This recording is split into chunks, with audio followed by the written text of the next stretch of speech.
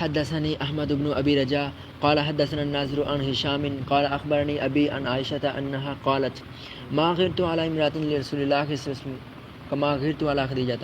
عائشہ فرماتے ہیں نہیں میں نے غرض کی کسی عورت پر جو میں نے غرض کی حضرت خدیجہ پر، یعنی اتنا غصہ میں مجھے کسی آپ کی بیوی پہ نہیں آتا تھا جتنا حضرت خدیجہ پہ آتا تھا.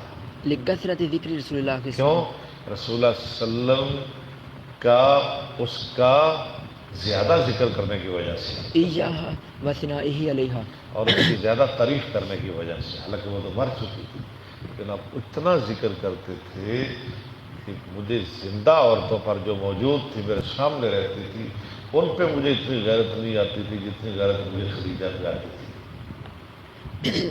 وقد أوحي إلى رسول الله صلى الله عليه وسلم أن يبشرها ببيت لها في اور الجنة. ساتھ ہی شان بیان کر رہی ہے رسول اللہ صلی اللہ علیہ وسلم کی طرف وہی کہی گئی کہ آپ اسے بشرا بھی ببيت لها في الجنة